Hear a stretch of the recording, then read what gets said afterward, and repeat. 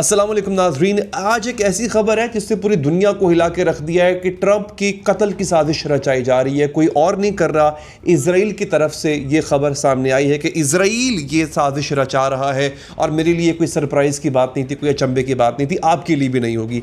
ये मैं आपको आगे चल के बताऊंगा कब, कैसे, कहाँ। लेकिन उससे पहले ट्रंप ने ट्रूथ सोशल पे एक पोस्ट लगाई है। दोस्तों, दुनिया हैरान हो गई है कि ये वो आदमी था जो डील कर रहा था, ईरान के पीछे भाग रहा था। अब ये खुद डील को सबोताज करने जा रहा है। उसने कुछ नई डिमांड्स रख दी हैं और ईरान की जो डिमांड्स जिस पे वो एग्री हुआ था उनको पसे पुश्त डाल दिया है। दूसरी जानिब स्विट्ज़रलैंड में अमेरिका और ईरान की मीटिंग होने वाली है। दोस्तों, कुछ ही देर में आप तक खबरें पहुंचना शुरू हो जाएंगी, विजुअल्स आना शुरू हो जाएंगे। अंदर की खबर आपको यहां पे मिलेगी इंशाल्लाह। उसके लिए आपने चैनल को सब्सक्राइब कर लेना है। पाकिस्तान के प्राइम मिनिस्टर भी वहां पर पहुंच चुके हैं, फील्ड मार्शल भी पहुंच चुके हैं। दोस्तों, इजराइल लबनान के अंदर भी हार गया है। देखो, आपको याद होगा मैंने बताया था कि इस डील को ख़राब करने के लिए इजराइल लबनान के अंदर जंग छेड़ रहा है। और अब खुद लबनान का सबसे बड़ा अखबार, लबनान का मीडिया कह रहा है कि डेड एंड पे पहुंच चुकी है लबनान स्ट्रैटेजी इजराइल की। ये जब आपको बताऊंगा तो आपके होश उड़ जाएंगे कि हुआ क्या है इसके साथ। आगाज़ करते हैं दोस्तों।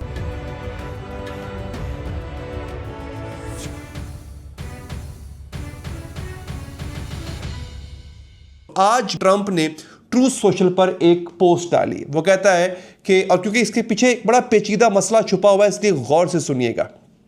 कहता है हुर्मुज़ की जो आबनाए है, आबनाए हुर्मुज़, उसमें 60 दिन के सीज फायर के दौरान कोई टोल नहीं लेगा, यानी कोई चुंगी नहीं ली जाएगी। और 60 दिन के बाद भी कोई टोल नहीं लगेगा, सिवाय इसके कि अगर अमेरिका खुद लगाए, यानी अमेरिका खुद टोल लेगा। और ये तब जब ईरान के साथ आज फाइनल डील हो रही है। ये बंदा आज ही ट्वीट कर रहा है। आप हैरान होंगे इस इंसान की सोच पे। ट्रंप ने आगे क्या कहा? कहता है ये टोल अमेरिका के लिए होगा क्योंकि हम मिडिल ईस्ट में, मशरिक वस्ता में जो उनके ममालिक हैं उनके गार्डियन एंजल हैं, यानी हम उनके मजाजी खुदा हैं। अपने पिछले, मौजूदा और मुस्तकबिल के जितने भी अखराजात हैं हम मशरिक वस्ता के ममालिक से लेंगे। कैसे? बैर हुर्मुज़ पे टोल लगा के। अब समझिए, हुर्मुज़ की आबनाए, ये वो तंग समुद्री रास्ता जहां से दुनिया का 20% तेल गुजरता है और इस गली का कंट्रोल ईरान के पास है। ट्रंप कह रहा है कि ईरान इस गुजरगाह से गुजरने वाले जहाजों से टोल पैसा वसूल नहीं कर सकता। अगर कोई लेगा तो हम लेंगे, क्योंकि अमेरिका ने सालों यहां पर अपनी फौज रखी है, इन ममालिक की हिफाजत की है। तो अब अमेरिका इनसे फलूस मांगेगा, फीस मांगेगा।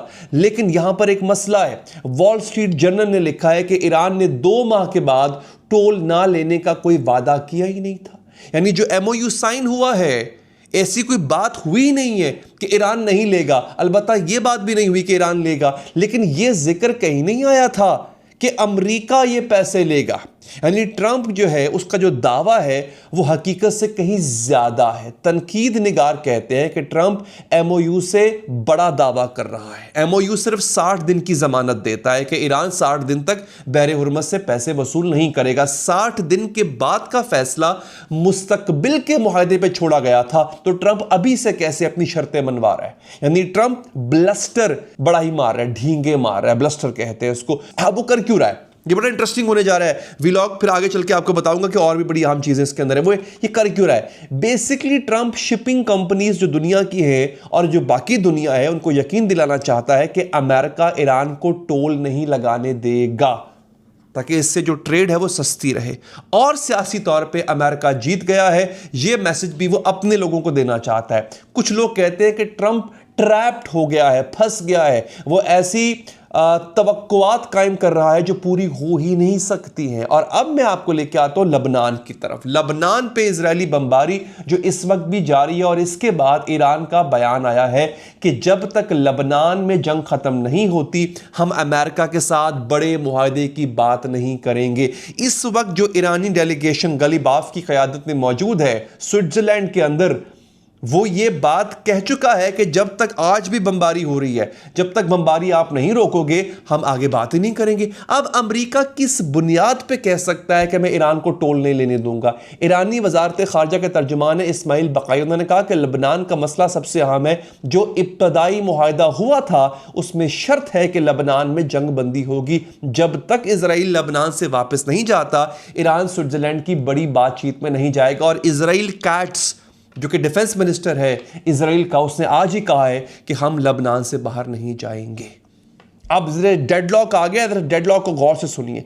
इसका मतलब है कि ईरान में, स्विट्जरलैंड में अमेरिका से बात तो करेगा, लेकिन जब तक लबनान का मसला हल नहीं होता है किसी बड़े एग्रीमेंट में एंटर नहीं होगा। जब तक ट्रंप इजराइल को, बल्कि खास तौर पे नेतन्याहू को जूते नहीं मारेगा, तब तक बात आगे नहीं बढ़ेगी। और आगे चल के मैं आपको बताने जा रहा हूं कि ट्रंप की कत्ल की साजिश इसी का हिस्सा है। और ट्रंप ने वो जूता भी तैयार कर लिया है जो कि नेतन्याहू के सर पे पड़ने वाला है।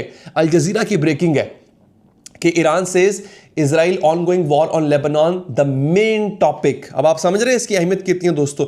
अब नेतन्याहू लबनान में जंग क्यों जारी रखना चाहता है, इसका एक बड़ा सादा सा एनालिसिस है जो कि आप लोग सुनते आते हैं।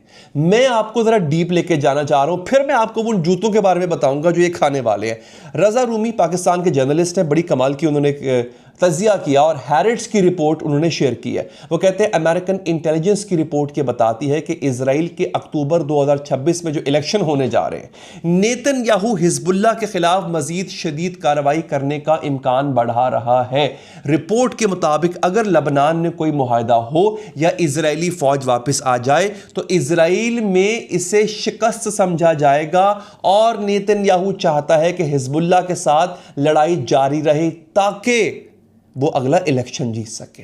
वो कोई सीज फायर नहीं चाहता क्योंकि उसके नज़दीक ये उसकी हार मानी जाएगी। और ये सब इजराइल के अगले इलेक्शन की वजह से हो रहा है, सियासी फायदे के लिए। ये कौन लिख रहा है? रजा रूमी नहीं, ये हैरिट्स अखबार लिख रहा है, इजराइल का सबसे बड़ा अखबार। अब इसके बावजूद लबनान में जो जंग हारा है इजराइल, जो जूता उसको वहां से पड़ा है, जो ट्रंप ने मारा है वो तो मैं बताऊंगा आपको, जो यहां पड़ा है जरा उसकी रुदात सुनिए। इजराइल लबनान में हार रहा है और ये अगेन कौन कह रहा है? इजराइल का अपना अखबार कह रहा है, इजराइल हयूम। ये वही इजराइल हयूम है जिसकी जो मालकन है वो ट्रंप को गालियां दे रही थी, बाय द वे, कल की व्लॉग में बता चुका हूं। Israel's Lebanon strategy hits a dead and. Israel की लबनान स्ट्रेटजी डेड एंड पे पहुंच चुकी है, यानी बंद गली में पहुंच चुकी हुई है। आर्टिकल कहता क्या है? पहली बात वो कहता है कि इजराइल की लबनान स्ट्रेटजी मुकम्मल तौर पर नाकाम हो चुकी है। फौज जनूबी लबनान में आगे की पोजीशन पे मौजूद है जो खतरनाक और बेनकाब है, यानी एक्सपोज्ड है। वो ये वही पुरानी सिक्योरिटी जोन वाली गलती दोहरा रहे हैं जहां फौज ना तो मुकम्मल हिफाजत पर कर पा रही है, ना हिजबुल्लाह को पीछे धकेल पा रही है। अब आपको वो फैक्टर्स बता रहा हूं जिन फैक्टर्स की बुनियाद पे खुद इजराइल का अखबार कह रहा है कि हमारी फौज लबनान में बुरी तरह हार रही है। बड़ा इंटरेस्टिंग होने जा रहा है। दूसरी बात वो कहता है ट्रंप एडमिनिस्ट्रेशन के दबाव की वजह से आईडीएफ को जवाब देने में सख्त पाबंदियों का सामना है। ईरान की हुर्मुज़ बंद करने की धमकी के बाद अमेरिका ने इजराइल को फायर रोकने का हुक्म दिया। इजराइल जो बेका वैली है लबनान की, वहां पे हमले करता है लेकिन बैरूत पे हमला नहीं कर पा रहा क्योंकि ट्रंप का गुस्सा मोल नहीं लेना चाहता। इससे हिजबुल्लाह का हौसला बढ़ रहा है। सुनिए तीसरी बात, हालिया वाकयात में हिजबुल्लाह ने 147 रॉकेट, 20 ड्रोन और 9 एंटी टैंक मिसाइल फायर किए। लेफ्टिनेंट कर्नल डॉर बेन शिमोन समेत 4 फौजी हलाक होते हैं। इसराइल के सीज फायर के बाद अब तक 24 इजरायली फौजी मारे जा चुके हैं। हिजबुल्लाह सुरंगों और अंडरग्राउंड पोजीशन से हमले कर रहा है। चौथी चीज और इंटरेस्टिंग होने जा रहा है, फौजी ताकत को इस्तेमाल कर रही है लेकिन वाज़े अहदाफ नहीं है फौज अपनी जो इजराइल की है। शुमाली इजराइल की जो कम्युनिटीज़ हैं अभी भी महफूज नहीं है। अवाम में गम गुस्सा बढ़ रहा है। ये पुरानी लबनान वाली नाकामी, यानी 2000 में जो लबनान से इजराइल हारा था, एग्जैक्टली वही नाकामी दोहराई जा रही है। इजराइल जिसे सब नाकाबिले शिकस्त समझते थे वो लबनान में भी हार रहा है। 24 फौजी मरवा चुका है अपने। अब सवाल ये है, अब अगली जो हिस्सा मैंने कहा था, अमेरिका इजराइल को कंट्रोल करने जा रहा है। कैसे? जो जूते की बात की थी ना, ये अमेरिका का जूता है, जो ट्रंप का जूता है मैं आगे चल के बताऊंगा आपको, थोड़ा और साथ रहना है आपने। लैरी जॉनसन ये साबिक CIA के एनालिस्ट है, मारियो नॉफल के शो पे उन्होंने कमाल की बात कर दी, ये पूरा पावर डायनामिक जो है पलट देती है ये बात। जॉनसन कहते हैं कि इजराइल की फिजाई हिफाजत के लिए, अब ये सुनिएगा, ये फैक्ट्स अब तक कहीं कोट नहीं हुए इससे पहले, तो लैरी जॉनसन ने कोट किए हैं, इजराइल की हिफाजत के लिए जो मिसाइल चलाए गए उनमें से 2/3 यानी 66% अमेरिकन क्रू ने फायर किए। ये बहुत इंपॉर्टेंट डिटेल है। जो इजराइल मिसाइल चलाता था ईरान की तरफ या ईरान से आने वाले मिसाइलों को रोकने के लिए, वो अमेरिकन फौजी चलाते थे इजराइल में बैठ के। ये समझिए, इजराइल का आयरन डूम, उसका एयर डिफेंस जो मिसाइल आते हुए रोकता है, उसके 2/3 मिसाइल अमेरिकन फौजियों ने चलाए। इसका मतलब इजराइल खुद इतना मजबूत नहीं जितना लगता है। जॉनसन कहते हैं कि अमेरिका नेतन्याहू से कह सकता है कि अगर तुम सीज फायर नहीं मानते तो हम अपने क्रूज और सपोर्ट वापस ले लेंगे। बेसिकली इजरायलियों के पास वो टेक्निकल कैपेबिलिटी है ही नहीं और ना ही इतने फौजी हैं। मैं अपने बहुत पुराने व्लॉग्स में बता चुका हूं कि इस वक्त इजराइल को फौजियों की कमी का सामना है। और आगे वो कहता है जॉनसन कि बीबी फौरन सुनने लगता है। जब जब अमेरिका धमकी देता है कि मैं अपने 66% फौजी वापस बुला लूंगा, तो बीबी जो है वो सुनने लगता है। बीबी कौन? नेतन्याहू को कहते हैं। ये अमेरिका का हिडन लीवरेज है, छुपा हुआ हथियार जिसे अमेरिका ने अब तक इस्तेमाल नहीं किया, लेकिन अब लैरी के अल्फाज सुनिए, साबिक CIA ऑफिसर बता रहा है, अब अमेरिका कर रहा है। लेकिन अब इसकी सजा भी तो है ना। आपको पता है कि इजरायलियों से पंगा मोल ले रहे हैं तो फिर इतना आसान जिंदगी रह नहीं जाती है दोस्तों। ये वो बात है जिसने इस वक्त दुनिया को हिला के रख दिया। लेकिन ट्रंप ने जो इसका हल निकाला है, अपनी ही कत्ल की साजिश का हल निकाला है, वो बहुत ही अमेजिंग है। फिलहाल ये कॉन्स्पिरेसी थ्योरी है, साजिशी नजरिया, कंफर्म नहीं है, लेकिन बहुत ड्रामेटिक है और सोचने पे मजबूर करती है, क्योंकि इजराइल की हिस्ट्री है। एलोन मिजराही ये एक राइटर हैं, ये साबिक इजरायली एनालिस्ट भी हैं, यानी इजरायली थे, अब इजराइल छोड़ चुके हैं। वो कहते हैं वैंस को ट्रंप की बजाय अवामी तौर पर इजराइल को सबक सिखाने का काम सौंपने का एक गैर बयान शुदा पहलू ये है। अब जरा आपको समझ नहीं आया होगा, मैं समझा देता हूं। कल वैंस ने, अमेरिका के वाइस प्रेसिडेंट ने, इजराइल को खड़े खड़े जूते मारे थे, इजराइल को उसकी औकात याद दिलाई थी, नेतन्याहू को उसकी औकात याद दिलाई थी। मैंने पिछले व्लॉग में डिटेल बताई है क्या कहा था, आप जाके देख सकते हैं। ये काम ट्रंप ने, हालांकि ट्रंप खुद बहुत बड़ बोला है, उसने वैंस को क्यों सौंपा, उस पर तजिया किया जा रहा है। ये सोचिए, इसका और इसके पीछे ट्रंप की कत्ल की साजिश का भी एक बयान है। अमेरिकन निजाम में नायब सदर वो शख्स होता है जो सदर के कत्ल या उसके माजूर हो जाने की सूरत में इक्तदार की अगली लाइन में आता है। ट्रंप ने यह किरदार वैंस को देकर इजराइल को यह सिग्नल दिया कि उसे कत्ल करने से इजराइल को कोई फायदा नहीं होगा। यह एक किस्म की इंश्योरेंस पॉलिसी है। क्यों? क्योंकि ट्रंप के बाद वैंस ही आएगा और वैंस भी वही नजरिया रखता है जो ट्रंप रखता है, और इजराइल वैंस पे हमला कर रहा है, इस वक्त कर रहा है, वैंस को भी तनकीद का निशाना बनाया जा रहा है। इसी वजह से अगर ट्रंप किसी वजह से माजूर हो जाए तो वो लोगों के जहन में वैंस की इजराइल दुश्मनी की तस्वीर बनाना चाहता है कि वैंस भी उतना ही इजराइल दुश्मन है और उसे जो है वो सहूनी खतरा हटाने का बुनियादी हदफ करार देना चाहते हैं। और आखिर में वो एलान लिखता है कि अगर ये सब साजिशी और पागलपन लगता है तो मुझे यकीन करो मेरा कि सहूनियत के लिए ये लम्हा बिल्कुल एग्जिस्टेंशियल है, वजूदी है, उसकी वजूद की जंग है। सहूनी कुछ भी कर जाएंगे, वो ट्रंप को मार तक सकते हैं और वो अपनी ताकत बचाने के लिए कुछ भी कर सकते हैं, कुछ भी किसी भी हद से बढ़कर जा सकते हैं। एलान के अल्फाज थे दोस्तों। बैनुल-अक़वामी निज़ाम में कोई सुकून और इस्तेहकाम का एहसास अब जाली लगता है, सतह के नीचे जमीन हिल रही है। ये एलान के अल्फाज थे। लेकिन आप समझिए ट्रंप ने अपनी इंश्योरेंस पॉलिसी कैसे बना दी। उसने कहा कि मेरी पूरी इंतजामिया जो है ना, वो तुम्हारे बारे में, इजराइल के बारे में अच्छी राय नहीं लगती, तो मुझे मारने के बाद ये मत सोचना कि तुम बच जाओगे। ट्रंप ने वैंस को इजराइल पर तनकीद का काम दिया ताकि इजराइल को पैगाम मिले कि अगर ट्रंप को हटाया गया तो वैंस आएगा जो और भी सख्त गिर है, यानी ट्रंप को हटाने का कोई फायदा नहीं है। ये एक नजरिया है, अगेन कंफर्म नहीं, लेकिन जैसा सोचने वाले और भी हैं।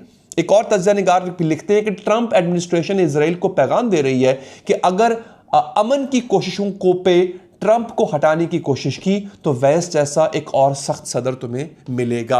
अब मैं यहां से आपको लेके आता हूं इंडिया की तरफ। ये एक और बड़ा इंटरेस्टिंग पहलू आ चुका है। हमें बहुत से नाज़रीन हमें भारत से देखते हैं और ये भारत के ही अखबार का तज्जिया मैं सामने रख रहा हूँ, इसमें पाकिस्तान का भी जिक्र है। भारत के साथ क्या हुआ ये बड़ा इंपॉर्टेंट है।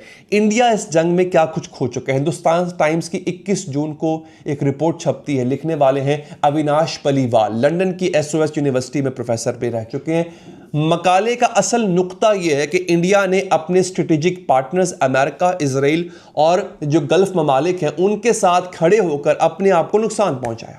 इन पार्टनर्स ने ईरान के खिलाफ जंग शुरू की, लेकिन जंग का नतीजा उनके खिलाफ गया। ईरान ने न सिर्फ बचाव किया बल्कि अपनी पोजीशन को और मजबूत कर लिया। इंडिया को क्या नुकसान हुआ, बड़ा इंटरेस्टिंग होने जा रहा है ये। इंडिया ने ईरान के साथ अपने ताल्लुकात को कमजोर कर दिया। जो लोग भारत से हैं वो जानते हैं ईरान इंडिया के लिए तवानाई, चाबहार पोर्ट और सेंट्रल एशिया तक रसाई के लिए अहम था। अमेरिका के दबाव में इंडिया ने ईरान से फासला कर लिया, अपनी पोजीशन कमजोर कर ली। दूसरा, हुर्मुज मुतासर होने से तेल की सप्लाई मुतासर हुई, कीमतें बढ़ी, इंडिया की तिजारत को नुकसान हुआ। तीसरा, सबसे अहम, पाकिस्तान ने सालसी का किरदार अदा करके बैनुल-अक़वामी सतह पर अपनी अहमियत बढ़ा ली। इंडिया एक दर्जा पीछा हो गया, पाकिस्तान की सिफारती हैसियत बेहतर हुई। आगे मुसन्निफ के जो बुनियादी इल्जाम है वो क्या है, इंडिया ने हारने वाले ग्रुप के साथ ताल्लुक रखा जिसकी वजह से उसे ये सब नुकसान उठाना पड़ा। अच्छा, अब यहां पे इंडिया के नुकसान का जिक्र तो हो रहा है कि वो हारने वाले ग्रुप से था। खुद भारत मान रहा है, भारतीय सहाफी मान रहा है कि जीतने वाला ग्रुप कौन है, ईरान। और एक हैरानकुन इंकशाफ होता है, अमिताभ दुबे ने फाइनेंशियल टाइम्स की रिपोर्ट शेयर की है। इंडिया ने इजराइल के लिए हैरानकुन खतरा मोल लिया। क्या? अगस्त 2022 में, अब सोचिए जरा कि किस किस सतह पे इंडिया ने इजराइल का साथ दिया और नुकसान उठाया। अगस्त 2022 में कतर ने 8 साबिक इंडियन नेवल ऑफिसर्स को गिरफ्तार किया था और बाद में उन्हें मौत की सजा सुनाई थी। एक बाखबर शख्स ने फाइनेंशियल टाइम्स को बताया था कि ये 8 लोग इजराइल के लिए कतर की सबमरीन प्रोग्राम पे जासूसी कर रहे थे। उन्हें बाद में रिहा कर दिया गया था जब एक इंडियन जो सरकारी कंपनी है उन्होंने कतरी LNG खरीदने पे रजामंदी जाहिर की थी। अब सोचिए, इंडिया ने इजराइल के लिए अपने 8 नेवल ऑफिसर्स की जान खतरे में डाली। ये जो मिस अलाइनमेंट होती है ना, उसकी कीमत चुकाना पड़ती है, जो आज भी इंडिया को चुकाना पड़ रही है। अब मैं आपको लिखता हूं कि ट्रंप इजराइल के साथ क्या करने जा रहा है। जो मैंने कहा था ना कि ट्रंप जो जूता मारने जा रहा है इजराइल को, वो सुनिए। ट्रंप नेतन्याहू और इजराइल के साथ क्या करने वाला है। टकर कार्लसन, इसका तजिया आप लोग सुनते हैं, मैं तो फैन हूं इस आदमी का, क्या कमाल का आदमी है। ट्रंप समझते हैं, ये टकर कह रहा है, ट्रंप समझते हैं कि ईरान के साथ नई डील को रोकने वाली सबसे बड़ी ताकत अमेरिका की कांग्रेस नहीं बल्कि इजराइल की हुकूमत है। इजराइल इस डील को तोड़ने की कोशिश करेगा जैसे पहले कई बार कर चुका है। ट्रंप जानते हैं इस डील को आगे बढ़ाने के लिए उन्हें नेतन्याहू और इजराइल की अमेरिका में अखलाकी साख, मॉरल लेजिटिमेसी को कम करना पड़ेगा। उसकी लफ्ज कितने बड़े हैं। ट्रंप जानते हैं कि इस डील को तोड़ चढ़ाने के लिए उसको नेतन्याहू और इजराइल की साख को कम करना पड़ेगा, इसलिए ट्रंप ने ऐसा किया। ये समझिए, ट्रंप इजराइल को अमेरिका की नजरों में कमजोर दिखाकर, अपने लोगों की, अमेरिकियों की नजरों में कमजोर दिखा के इस डील को तोड़ने से रोकना चाहता है ताकि अमेरिका और ईरान के दरमियान अमन हो सके। यानी ट्रंप जानबूझकर इजराइल की मॉरल लेजिटिमेसी को नुकसान पहुंचा रहा है, इखलाकी हैसियत को। यह अमेरिका फर्स्ट पॉलिसी का हिस्सा है जहां ट्रंप इजराइल की बेशर्त हिमायत, अनकंडीशनल गैर मशरूत हिमायत से हट रहा है। अपने मुल्क के मफादात को मद्देनजर रखते हुए अमेरिका फर्स्ट के निजाम पे है दोस्तों। और अब आखिरी बात यहां पे करूंगा जिसपे हमारा व्लॉग बड़े अच्छे मोड़ पे खत्म होने जा रहा है। ये सब कुछ एक तस्वीर में जुड़ता है। Douglas Macgregor retired American colonel है, साबिक वज़ीर दिफा के मुशीर रह चुके हैं। वो कहते हैं नया आलमी निज़ाम शुरू हो चुका है, new world order has begun. Hard lines भूल जाओ, आलमी ताकत की असल तब्दीली अब मिडल ईस्ट में हो रही है। मैकग्रेगर कहते हैं दुनिया बदल रही है। पहले अमेरिका दुनिया के सबसे ताकतवर मुल्क में था, जो चाहता था करता था। इसे कहते हैं यूनिपोलर वर्ल्ड, एक कुतुब वाली दुनिया। वो जमाना खत्म, नया निज़ाम क्या है, अब कई ताकतवर मुल्क हैं जो अपने अपने इलाकों में ताकत रखते हैं। तुर्की फौजी ताकत बन रहा है, ईरान मिडिल ईस्ट में मजबूत हुआ, इजराइल अब लंबे अरसे तक मुश्किलात में घिरा रहेगा, चाइना, रशिया, इंडिया तेजी से तरक्की कर रहे हैं और नेटो, अमेरिका और यूरोप का इत्तेहाद टूट रहा है। जंग भी बदल गई है। पहले बड़ी फौज, टैंक, तैयारे, अब ड्रोन, मिसाइल, जदीद टेक्नोलॉजी, ये सस्ती और ताकतवर जंग है। एक छोटा मुल्क भी बड़े मुल्क को नुकसान पहुंचा सकता है। यह है दोस्तों एक नया वर्ल्ड ऑर्डर। वीडियो को लाइक कीजिए, चैनल को सब्सक्राइब कीजिए, फेसबुक पे फॉलो नहीं सब्सक्राइब करें, ताकि जब मैं लाइव आऊं वहां पे आपसे लाइव कॉल पे बात हो सके। अपना ख्याल रखिए। अल्लाह निगहबान।